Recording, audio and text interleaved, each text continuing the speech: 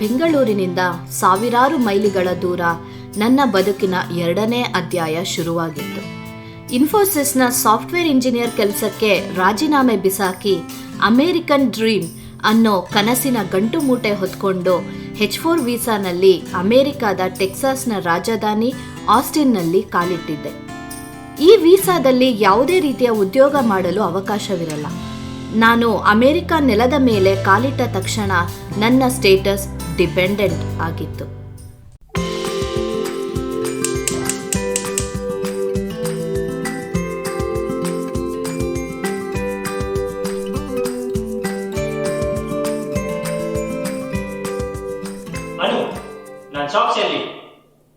ಓ, ನೆನ್ನೆ ಲಾಂಡ್ರಿ ಮಾಡಿ ಸೋಫಾ ಮೇಲೆ ಇಟ್ಟಿದ್ದೆ ನೋಡು.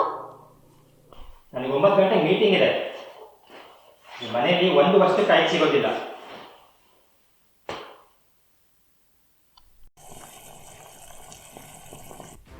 ಮೂರೊತ್ತು ಮನೇಲಿ ಇರ್ತೀಯ. ಎಲ್ಲ ಐಟಮ್ಸ್ನ ನೀಟಾಗಿ ಜೋಡಿಸಿ ಅದ್ರ ಜಾಗದಲ್ಲಿ ಇರಬಾರ್ದಾ? ಸರಿ, ತಿಂಡಿ ರೆಡಿನಾ? ಹಾ, ಇನ್ನೇನಾಯ್ತು? ಇವತ್ತು ಉಪ್ಪಿಟ್ಟ. ವಾರದಲ್ಲಿ 3 ಸಲ ಉಪ್ಪಿಟ್ಟು ಮಾಡ್ತೀಯ. ಯೂಟ್ಯೂಬಲ್ಲಿ ಅಷ್ಟೊಂದು ಕುಕಿಂಗ್ ವಿಡಿಯೋಸ್ ಇದೆ, ನೋಡಿ ಏನಾದರೂ ಕ್ರಿಯೇಟಿವ್ ಮಾಡೋಕ್ಕಾಗಲ್ವಾ? ಇನ್ನೇ ತಿನ್ನು.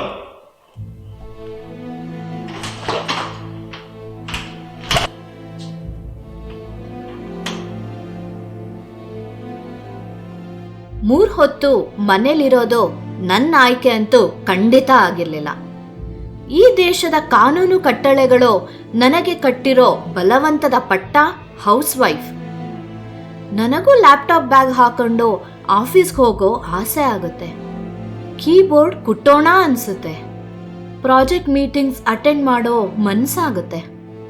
ಯಾಕೆಂದ್ರೆ ನಾನು ಒಬ್ಳು ಇಂಜಿನಿಯರ್.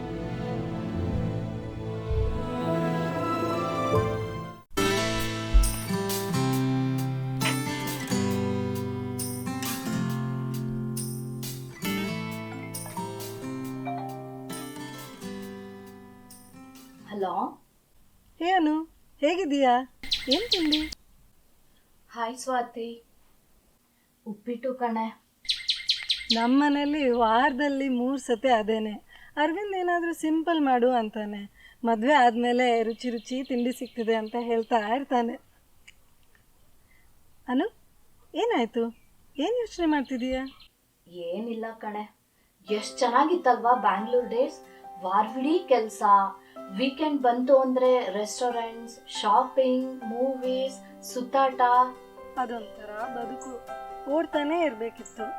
ಟ್ರಾಫಿಕಲ್ಲಿ ಸಿಕ್ಕಾಕೊಂಡಾಗಲೇ ನಿಂತಿದ್ದೀವಿ, ಉಸಿರಾಡ್ತಿದ್ದೀವಿ ಅಂತ ಗೊತ್ತಾಗ್ತಿತ್ತು. ಇಲ್ಲಿ ಅರವಿಂದ್ ಜೊತೆ ಬಂದಮೇಲೆ ಅದೆಲ್ಲ ನೆನಪೇ ಆಗಿರಲಿಲ್ಲ. ಲಾಂಗ್ ಡ್ರೈವ್ಸ್ ಹೋಗ್ತೀವಿ, ರೆಸಿಪೀಸ್ ಟ್ರೈ ಮಾಡ್ತೀವಿ. ವೀಕೆಂಡ್ ಅಂತೂ ಅರವಿಂದ್ ಏನಾದರೂ ಪ್ಲ್ಯಾನ್ ಮಾಡ್ತಾನೆ ಇರ್ತಾರೆ. H4 ಲೈಫ್ ಹೇಗಿರುತ್ತೇನೋ ಅಂದ್ಕೊಂಡಿದ್ದೆ. I am very happy here. ಮತ್ತೆ ವೀಕೆಂಡ್ ಏನು ಪ್ಲ್ಯಾನ್ಸು? ಏನಿಲ್ಲ ಕಣೆ, ನಿಂದು? ಅರವಿಂದ್ ಫ್ರೆಂಡ್ಸ್ ಜೊತೆ ಕ್ಯಾಂಪಿಂಗ್ ಹೋಗೋದೇ ಪ್ಲ್ಯಾನ್. ಓಕೆ, ಮಜಾ ಮಾಡು. ಸರಿ, ಮನೆ ಸಾಮಾನೆಲ್ಲ ನೀಟಾಗಿ ಜೋಡಿಸ್ಬೇಕು. ಬಾಯ್ ಕಣೆ. ಅರೆ ರೀ, ಮನೆ ಕೆಲಸ ಮಾಡೋಕ್ಕೆ ಇಷ್ಟೊಂದು ಗಡ್ಬಿಡಿನಾ? ಪ್ರೊಡಕ್ಷನ್ ಇಶ್ಯೂ, ರಿಲೀಸ್ ಅಂತ 3 ಹೊತ್ತು ಮಾತಾಡ್ತಿರ್ತಿದ್ದೆ. ಈಗ ನೋಡು, ಬರೀ ಮನೆ ಕೆಲಸದ್ದೇ ಮಾತು. ಸರಿ ಕಣೆ, ಇಡ್ತೀನಿ. ಬಾಯ್. ಅವಳಿಗೆ ಇನ್ನೂ ಕೆಲಸ ಸಿಕ್ಕಿಲ್ಲ ಅಮ್ಮ. ಹುಡುಕ್ತಾ ಇದ್ದಾಳೆ, ಇಂಟರ್ವ್ಯೂಸ್ ಕೊಡ್ತಾ ಇದ್ದಾಳೆ. ಇನ್ನೂ ಯಾವುದೂ ಆಗಿಲ್ಲ ಅಮ್ಮ. ನೋಡೋಣ ಅಮ್ಮ. ಸರಿ ಅಮ್ಮ, ನೀ ಮಲ್ಕೋ, ಲೇಟ್ ಆಯಿತು. ನಾಳೆ ಮಾತಾಡ್ತೀನಿ. ನೀನ್ ಯಾಕೆ ನನಗೆ ಕೆಲಸ ಸಿಗ್ತಾ ಇಲ್ಲ ಅಂತ ಸುಳ್ಳು ಹೇಳ್ತಿದ್ಯಾ? ನಾನಿರೋದು H4 ಡಿಪೆಂಡೆಂಟ್ ವೀಸಾದಲ್ಲಿ. ಅದ್ರಲ್ಲಿ ಕೆಲಸ ಮಾಡೋಕ್ಕಾಗಲ್ಲ ಅಂತ ನಿಜ ಸ್ಥಿತಿ ಹೇಳ್ಬಾರ್ದಾ? ಅವೆಲ್ಲ ಪುರಾಣ ಯಾಕೆ ನಮ್ಮ ಅಮ್ಮನ ಹತ್ರ ಹೇಳಬೇಕು? ಅವರಿಗೆ ಸೊಸೆ ಅಮೆರಿಕದಲ್ಲಿ ಕೆಲಸ ಮಾಡ್ತಿದ್ದಾಳೆ ಅಂತ ಎಲ್ಲರ ಹತ್ರ ಹೇಳ್ಕೊಂಡು ತಿರುಗಾಡೋ ಆಸೆ. ಅದರಲ್ಲೇ ತಪ್ಪಿದೆ. ಅವರು ಹೇಳೋದು ತಪ್ಪಲ್ಲ, ಆದ್ರೆ ನೀನು ನನಗೆ ಕೆಲಸ ಸಿಗ್ತಾ ಇಲ್ಲ ಅಂತ ನನ್ ಕೆಳಗ್ ಮಾಡಿ ಹೇಳ್ತಿದ್ಯಲ್ಲ, ಅದು ತಪ್ಪು. ಎಲ್ಲ ಮಾತನ್ನು ತಕ್ಕಡಿಲಿಟ್ಟು ತೂಗ್ತೀಯ. ಬೆಳಗ್ ಮೂಡ್ ಆಫ್ ಮಾಡ್ತೀಯ. ಸರಿ ಬಿಡು, ಎಲ್ಲಾದ್ರೂ ಹೊರಗಡೆ ಹೋಗೋಣವಾ? ವೀಕ್ ಡೇಸ್ ಎಲ್ಲ ಆಫೀಸ್ಗೆ ಹೋಗಿ ವೀಕೆಂಡ್ಸ್ ಆದ್ರೂ ಮನೇಲಿ ಇರ್ಬೇಕನ್ಸತ್ತೆ. ನನಗೆಲ್ಲೂ ಹೋಗೋ ಮನಸ್ಸಿಲ್ಲ. ನಾನು ವೀಕ್ ಡೇಸ್ ಎಲ್ಲ ಮನೇಲೇ ಇರ್ತೀನಿ, ವೀಕೆಂಡ್ಸ್ ಆದ್ರೂ ಹೊರಗಡೆ ಹೋಗೋಣ ಅಂತ ಹೇಳೋದು ತಪ್ಪಾ? ನಾನು ಏನು ಹೇಳಿದ್ರು ವಾದಿಸ್ತೀಯ. ವೀಕೆಂಡ್ ಕೂಡ ಮನೇಲಿ ನೆಮ್ಮದಿಯಾಗಿರೋಕ್ಕಾಗ್ತಿಲ್ಲ.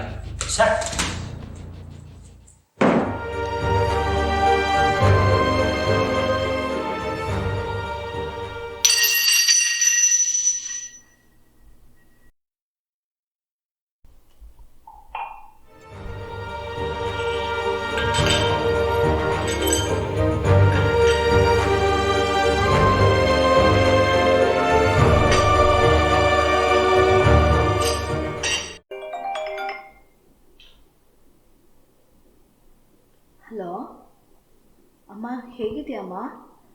ಅಪ್ಪ ಹೇಗಿದ್ದಾರೆ? ನಾವಿಬ್ರು ಚೆನ್ನಾಗಿದ್ದೀವಮ್ಮ. ಈಗಷ್ಟೇ ರಶ್ಮಿ ಸೀಮಂತ ಮುಗಿಸ್ಕೊಂಡು ಮನೆಗೆ ಬಂದ್ವಿ. ನೀನು ಕಾರ್ತಿಕ್ ಹೇಗಿದ್ದೀರಾ? ಚೆನ್ನಾಗಿದ್ದೀವಮ್ಮ. ಮನೇಲೇ ಇದೀಯಾ? ವೀಕೆಂಡು ಹೊರಗೋಗಿರ್ತೀಯ ಅಂದ್ಕೊಂಡಿದ್ದೆ. ಇಲ್ಲ ಅಮ್ಮ, ಎಲ್ಲೂ ಹೋಗಲಿಲ್ಲ, ಮನೇಲೇ ಇದ್ದೀವಿ. ಯಾಕನು ಒಂಥರ ಇದೆಯಾ? ಏನಿಲ್ಲ ಅಮ್ಮ. ಮತ್ತೆ ಅಪ್ಪ ಏನು ಸ್ವೀಟ್ಸ್ ತಿಂತಿಲ್ಲ ತಾನೇ? ಇಲ್ಲ ಅನು, ಅಪ್ಪ ನಿನ್ನೆ ನೆನಪು ಮಾಡ್ಕೋತಾ ಇದ್ರು. ಅನು ಕಣ್ತಪ್ಸಿ ಒಂಚೂರು ಸ್ವೀಟ್ ಬಾಯಿ ಹಾಕ್ಕೊಳ್ಳೋ ಸುಖಾನೇ ಬೇರೆ. ಈಗ ಅವಳು ಇಲ್ಲದೆ ಸ್ವೀಟ್ ತಿನ್ನಕ್ಕೆ ಮನಸ್ಸಾಗಲ್ಲ ಅಂತಿದ್ರು. ಸರಿನಮ್ಮ, ನೀವು ರೆಸ್ಟ್ ತಗೊಳ್ಳಿ. ಓಕೆ ಅನು, ಹುಷಾರು. ಯಾಕೋ ಅನು ಮಾತಲ್ಲಿ ಉತ್ಸಾಹನೇ ಇರಲಿಲ್ಲ ರೀ. ಅನು ಇಂಜಿನಿಯರಿಂಗಲ್ಲಿ ಟಾಪರ್. ಅವಳು ಕ್ಯಾಂಪಸ್ ಇಂಟರ್ವ್ಯೂನಲ್ಲಿ ಬೇರೆ ಕೆಲಸ ತಗೊಂಡಿದ್ದಾಳೆ. ಅವಳಿಗೆ ಕಂಪನಿಯಲ್ಲಿ ಬೇರೆ ಬೆಸ್ಟ್ ಎಂಪ್ಲಾಯ್ ಅವಾರ್ಡ್ ಸಿಕ್ಕಿದೆ. ಅಮೆರಿಕದಲ್ಲಿ ಒಬ್ಬಳಿಗೆ ಕೆಲಸ ಇಲ್ಲದೆ ಬೇಜಾರಾಗ್ತಿದೆಯೋ ಏನೋ. ಅಮೇರಿಕ ಜೀವನ, ಮದುವೆ ಆದ ಹೊಸ್ತು, ಎಲ್ಲ ಮರ್ಸತ್ತೆ ಅಂತ ಅಂದ್ಕೊಂಡಿದ್ದೆ. ಅಮೆರಿಕದಲ್ಲಿ ಎಲ್ಲ ಅನುಕೂಲಗಳಿರುತ್ತೆ, ಆದರೆ ಜೀವನ ಮಾಡೋಕ್ಕೆ ಎಷ್ಟೇ ಸಾಕ. ಕಾರ್ತಿಕ್ ತುಂಬ ಪ್ರಾಕ್ಟಿಕಲ್ ಮನುಷ್ಯ. ಮೊದಲ ಬಾರಿ ಅವನು ಮೀಟ್ ಆದಾಗಲೇ ಅವನು ಹೇಳಿದ್ದು ಇದು ಸೂಟ್ ಆಗಲ್ಲ ಅಂತ. ನೀನು ಅದನ್ನು ಕಿವಿಗೆ ಹಾಕ್ಕೊಳ್ಳಿಲ್ಲ. ಸ್ವಾತಿ ಅಮ್ಮ ಹತ್ರ ವಿಚಾರ ಮಾಡಿದ್ದೆ ನಾನು. ಕಾರ್ತಿಕ್ ಬೇರೆ, ಅರವಿಂದ್ ಬೇರೆ. ಅಮೆರಿಕ ಹುಡುಗ ಅಂದರೆ ಮದುವೆ ಮಾಡಿಕೊಡೋಕ್ಕೆ ತುದಿಗಾಲ ನಿಂತಿರ್ತೀವಿ. ಆಮೇಲೆ ಬಿಕೋ ಅಂತಿರುವ ಮನೆಯಲ್ಲಿ ಸಮಯದೊಳಕ್ಕೆ ಕಷ್ಟಪಡ್ತೀವಿ. ಇಲ್ಲೇ ಇದ್ದಿದ್ರೆ ಆವಾಗ ಮನೆಗೆ ಬರ್ತಿದ್ರು. ಸುಮ್ಮನೆ ಯೋಚನೆ ಮಾಡಬೇಡ, ಕಾಫಿ ಮಾಡಿಕೊಡ್ತೀನಿ.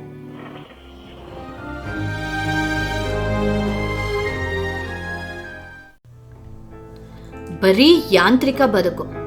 ಅಡುಗೆ ಮಾಡೋ, ಲಂಚ್ ಪ್ಯಾಕ್ ಮಾಡೋ, ಲಾಂಡ್ರಿ ಮಾಡೋ, ನೆಟ್ಫ್ಲಿಕ್ಸ್ ನೋಡೋ, ಆಮೇಲೆ ರಿಪೀಟ್ ಬಟನ್ ಒತ್ತು. ಕಾಲ ಓಡ್ತಾ ಇದೆ, ಆದರೆ ನಾನು ಮಾತ್ರ ನಿಂತೇ ಇದ್ದೀನಿ. ಬಾನೆತ್ತರಕ್ಕೆ ಜಿಗಿಯೋ ಆಸೆ, ಆದರೆ ರೆಕ್ಕೆ ಇಲ್ಲ ಅನ್ನೋ ಅನುಮಾನ. ಬದುಕು ಖಾಲಿ ಖಾಲಿ ಖಾಲಿ ಸೈಟ್ ಅಂದ್ರೆ ಕಸ ತುಂಬಿ ತಿಪ್ಪೆ ಆಗ್ಬಿಡುತ್ತೆ. ಇಲ್ಲ, ನನ್ನ ಬದುಕಿಗೆ ಏನಾದ್ರೂ ತುಂಬಿಸ್ಲೇಬೇಕು. ಎಕ್ಸಿಕ್ಯೂಷನ್ ಟೈಮ್ ಕಡಿಮೆ ಮಾಡೋಕ್ಕೆ ಆಗ್ತಿಲ್ಲ. ಏನದು? ತಾಳು ನೋಡ್ತೀನಿ.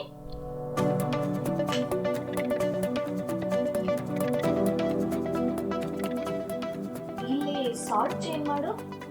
ಬೈನರಿ ಸಾರ್ಟ್ ಹಾಕು, ವರ್ಕ್ ಆಗ್ಲೇಬೇಕು.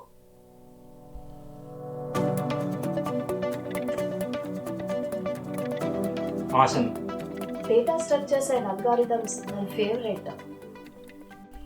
ನನಗೆ ಮನೇಲಿ ತುಂಬ ಬೇಜಾರಾಗ್ತಾ ಇದೆ. ಸರಿ, ನೆಕ್ಸ್ಟ್ ವೀಕು ನನ್ನ ಕಾಲೀಗ್ ಮನೆಯಲ್ಲಿ ಹೌಸ್ ವಾರ್ಮಿಂಗ್ ಸೆರೆಮನಿ ಇದೆ, ಅಲ್ಲಿಗೆ ಹೋಗೋಣ. ಹೋಗೋಣ, ಆದರೆ ನಾನು ಹೇಳಕ್ ಬಂದಿದ್ದೇ ಬೇರೆ. ನನಗೆ ಮ್ಯೂಸಿಕ್ ಅಂದರೆ ಎಷ್ಟು ಇಷ್ಟ ಅಂತ ನಿನಗೂ ಗೊತ್ತಲ್ವಾ. ನಾನು ಕಾಲೇಜ್ ಸೇರ್ಕೊಂಡ್ಮೇಲೆ ಕಂಟಿನ್ಯೂ ಮಾಡೋಕ್ಕೆ ಆಗಲಿಲ್ಲ. ಇಲ್ಲೊಬ್ರು ಮ್ಯೂಸಿಕ್ ಹೇಳ್ಕೊಡ್ತಾರಂತೆ, ನಾನು ಸೇರ್ಕೊಳ್ಳೋಣ ಅಂತಿದ್ದೀನಿ. ಅವೆಲ್ಲ ಯಾಕನು? H4 ವೀಸಾದಲ್ಲಿರೋರಿಗೆ EAD ಬರುತ್ತೆ ಅಂತ ಎಲ್ಲ ಕಡೆ ನ್ಯೂಸ್ ಇದೆ. ಇಂಟರ್ವ್ಯೂಸ್ಗೆ ಈಗಲಿಂದನೇ ಪ್ರಿಪೇರ್ ಆಗಬಾರ್ದಾ? ನಿನ್ನ ರೆಸ್ಯೂಮೇಲಿ ಆವಾಗಲೇ ಅಷ್ಟೊಂದು ಗ್ಯಾಪ್ ಇದೆ. ನಾನು ಎಷ್ಟು ದಿನ ಅಂತ ಕಾಯ್ತಾ ಇದ್ದೀನಿ ಕಾರ್ತಿಕ್. EAD ಬರುತ್ತೆ ಅಂತ H1Bಗೂ ಅಪ್ಲೈ ಮಾಡಿಲ್ಲ. ನನ್ನ ಕೆಲಸ ಸಿಗೋವರೆಗೂ ನಾನು ಏನೋ ಮಾಡ್ಕೊಡ್ದು ಅಲ್ವಾ? ನೋಡು, ನಿನ್ನ ಜೊತೆ ವಾದ ಮಾಡೋಕ್ಕೆ ನನಗೀಗ ಟೈಮ್ ಇಲ್ಲ. ನನಗೆ ಈ ಕೆಲಸ ಇವತ್ತು ಮುಗಿಸ್ಬೇಕು. ನನ್ನ ಎಲ್ಲ ಆಸೆ ಆಕಾಂಕ್ಷೆಗಳಿಗೆ ಕಡಿವಾಣ ಹಾಕೊಳ್ಬೇಕು, ಅದೇ ತಾನೇ ನಿನ್ನ ಮಾತಿನ ಅರ್ಥ?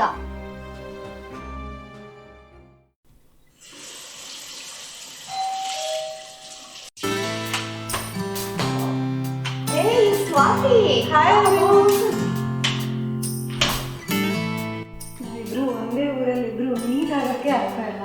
ಹೌದು, ಟೀ ಮಾಡ್ತೀನಿ, ಬಾ ಅಲ್ಲೇ ಮಾತಾಡೋಣ. ಮತ್ತೆ ಏನ್ ಸಮಾಚಾರ? ಸ್ವಿಮ್ಮಿಂಗ್ ಕ್ಲಾಸ್ ಹೋಗ್ತಿದ್ದೀನಿ ಕಣೆ. ಅರವಿಂದ್ ಹೇಳ್ತಾ ಇರ್ತಾರೆ, this is the best time to add more skills in our lives ಅಂತ. ಹೌದು, ಅದು ನಿಜ. ನೀನು ಮ್ಯೂಸಿಕ್ ಕ್ಲಾಸ್ ಸೇರ್ತೀನಿ ಅಂತಿದ್ದಲ್ಲ, ಸೇರಿದ್ಯಾ? ಇಲ್ಲ ಕಣೆ. ನೀನಂತೂ ಬರೀ ಮನೆ ಕೆಲಸದೇ ಮಾತಾಡ್ತಾ ಇರ್ತೀಯ. ಫೇಸ್ಬುಕ್ನಲ್ಲೂ ಈ ನಡುವೆ ಏನು ಅಪ್ಡೇಟ್ಸ್ ಹಾಕಿಲ್ಲಪ್ಪ. ಫೇಸ್ಬುಕ್ ಅಂದ ತಕ್ಷಣ ನೆನಪಾಯ್ತು ನೋಡು, ನಿನ್ ಫೇಸ್ಬುಕ್ ಪ್ರೊಫೈಲ್ ಪಿಕ್ ಡ್ರೆಸ್ ತುಂಬಾ ಚೆನ್ನಾಗಿದೆ ಕಣೆ. ಓ ಅದಾ, ಮೇಸಸಲ್ಲಿ ತಗೊಂಡಿದ್ದು.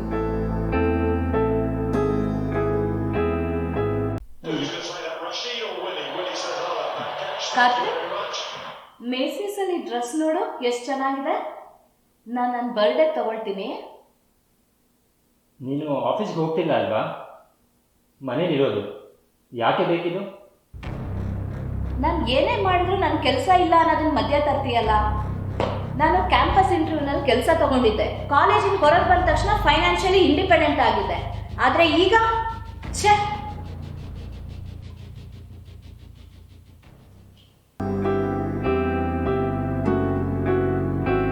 ಅನು, ಏನ್ ಯೋಚನೆ ಮಾಡ್ತಾ ಇದೀಯಾ? ಎಲ್ಲಿ ಕಳ್ದೋಗ್ಬಿಟ್ಲು ನಮ್ಮ ಕ್ಲಾಸ್ ಟಾಪರ್ ಅನನ್ಯ? 1 ಮಾರ್ಕ್ ಕ್ವೆಶ್ಚನ್ ಮಿಸ್ ಆದ್ರೂ ಇಡೀ ಪ್ರಪಂಚನೇ ಮುಳುಗೋ ಥರ ಆಡ್ತಾ ಇದ್ದೆ. ಸೋಲು ಅಂದರೆ ಏನು ಅಂತ ಆವಾಗ ಗೊತ್ತಿರಲಿಲ್ಲ. ಅದನ್ನೇ ಫೇಲ್ಯೂರ್ ಅಂದ್ಕೊಂಡಿದ್ದೆ.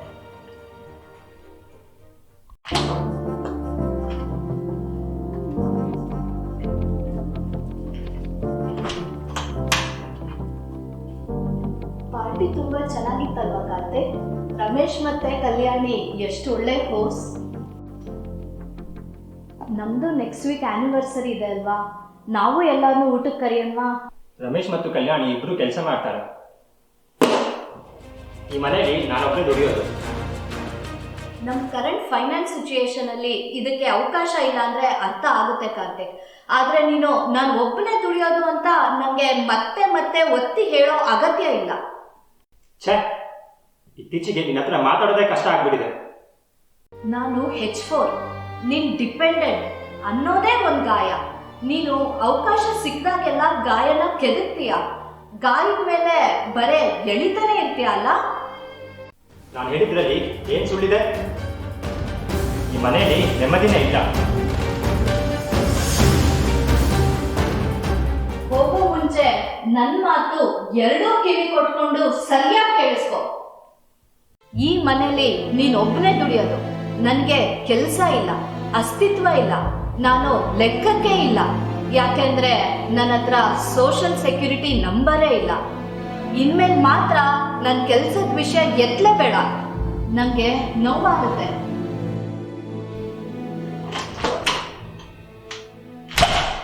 ಚುಕ್ಕಿ ತಪ್ಪಿದ ರಂಗೋಲಿ ತಿಥಿ ಜೋಡಿಸಲೇ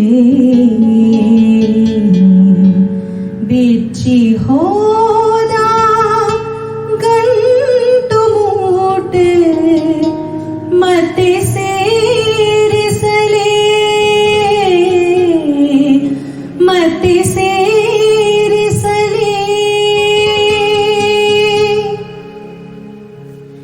ದಿಕ್ಕು ತಪ್ಪಿದ ಪದಗಳ ತಿದ್ದಿ ಬರೆಯಲೇ ಹಾರಿ ಹೋದ ಗಾಳಿಪಟವ ಮತ್ತೆ ಕರೆಯಲೇ ಆ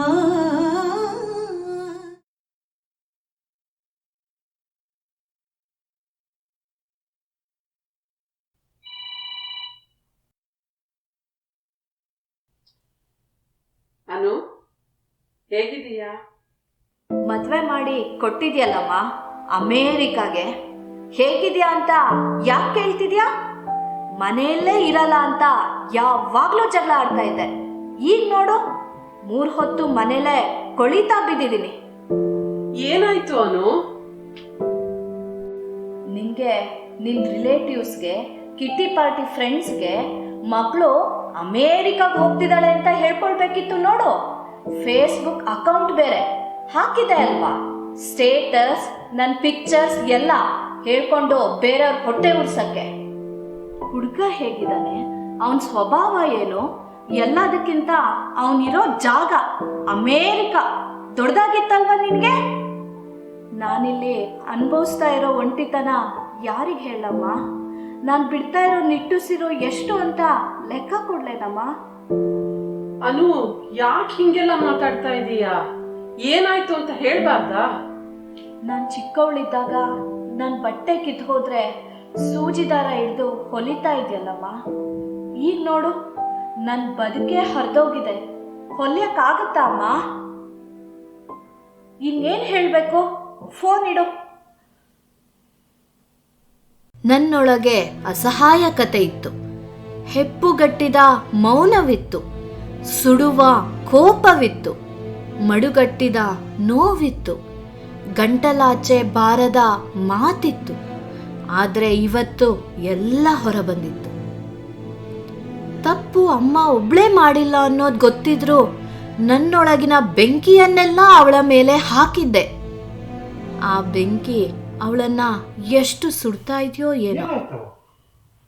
ತಪ್ಪು ಮಾಡ್ಬಿಟ್ಟೆ ರೀ, ನಾನು ತಪ್ಪು ಮಾಡ್ಬಿಟ್ಟೆ. ದೂರದಲ್ಲೆಲ್ಲೋ ಎರಡು ಜೀವ ಮೂಕವಾಗಿದೆ, ಒಂದೇ ಒಂದು ನಗುವಿನ ಕರೆಗೆ ಉಸಿರ ಹಿಡಿದಿದೆ.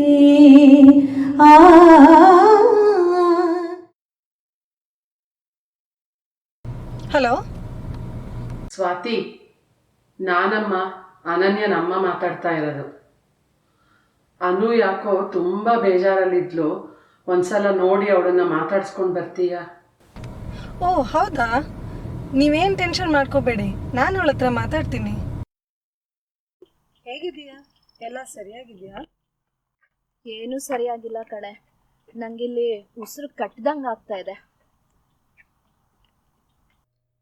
ನೀನು ಡಿಪ್ರೆಸ್ಡ್ ಇದೆಯಾ? ಮುಂಚಿನ ಥರ ಇಲ್ಲ ಅಂತ ಅನ್ನಿಸ್ತಾ ಇತ್ತು. ಅನು ಅರವಿಂದ್ ಜೊತೆ ಕೂಡ ಮಾತಾಡಿದ್ದೆ. ಜಾಬ್, ಅಪ್ಪ ಅಮ್ಮ ಎಲ್ಲ ಬಿಟ್ಟು ಇಲ್ಲಿ ಬಂದು ಅಡ್ಜಸ್ಟ್ ಆಗಲಿಕ್ಕೆ ಟೈಮ್ ತಗೊಳ್ತಿದ್ಯೇನೋ ಅಂದ್ಕೊಂಡ್ವಿ. ನಮ್ಮ ಹತ್ರ ಏನಿಲ್ವೋ, ಯಾವ್ದು ನಮ್ಮ ಕೈಯಲ್ಲಿ ಸರಿ ಮಾಡೋಕ್ಕಾಗಲ್ವೋ ಅದ್ರ ಬಗ್ಗೆ ಕೊರ್ಗೋದು ಬಿಟ್ಟು ನಮ್ಮ ಹತ್ರ ಏನಿದೆಯೋ ಅದರಲ್ಲಿ ಸಂತೋಷವಾಗಿರೋಣ ಅಂತ ಅನ್ಕೊಂಡು ಬಂದಿದ್ದೆ ನಾನು. We cannot legally work here, ಆದರೆ ವಾಲಂಟಿಯರ್ ಮಾಡ್ಬೋದು, ಟ್ರಾವೆಲ್ ಮಾಡ್ಬೋದು, ಹೊಸದನ್ನು ಕಲಿಬಹುದು. ಹೌದು, ಆದರೆ ನನ್ನ ಹತ್ರ ಏನಿಲ್ವೋ ಅದನ್ನ ಪ್ರತಿದಿನ ಬೆರಳು ಮಾಡಿ ತೋರಿಸ್ತಾ ಇದ್ರೆ ನನಗೆ ತಡ್ಕೊಳಕ್ಕಾಗಲ್ಲ ಸ್ವಾತಿ. ನನಗೆ ಕೆಲಸ ಇಲ್ಲ, ನಾನು ಅವಲಂಬಿ ಅನ್ನೋ ಭಾವನೆ ಪ್ರತಿ ಕ್ಷಣ ಕಾಡುತ್ತೆ ಕಣೆ. ನಾವಿಬ್ರು H4, ಆದರೆ ಬದುಕ್ತಾ ಇರೋ ರೀತಿ ಬೇರೆ ಬೇರೆ. Life is too short. ನಾನು ನಿನ್ಗೆ ಹೇಳೋದು ಒಂದೇ, go girl, find your happiness. Wrong number bus ಹತ್ತಿದ್ದು ಗೊತ್ತಾದ ತಕ್ಷಣ ಇಳಿದು ಬಿಡ್ಬೇಕಲ್ವಾ?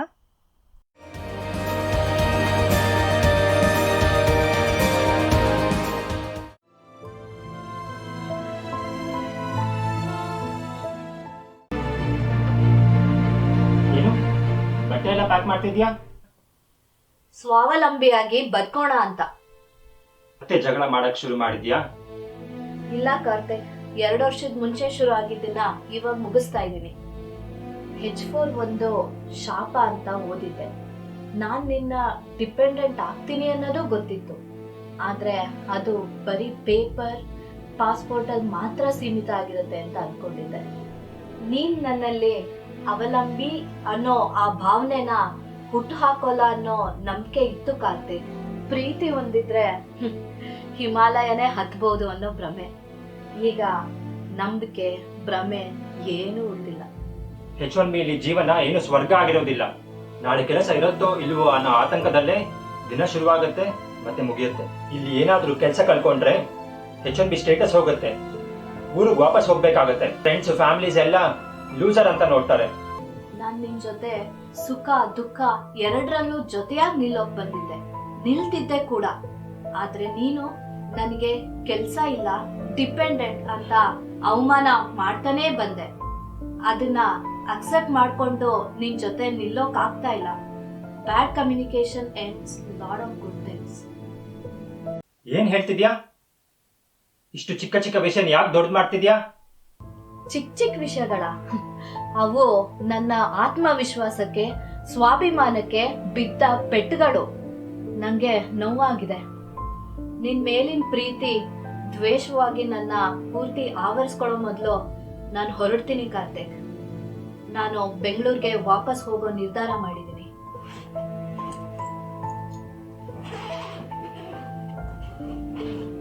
ನೀನು ನಿನ್ನ ನಿರ್ಧಾರ ಬದಲಾಯಿಸಲ್ವಾ? ಸ್ವಾತಿ ನಾಳೆ ಬಂದು ಏರ್ಪೋರ್ಟ್ ಡ್ರಾಪ್ ಮಾಡ್ತಾಳೆ.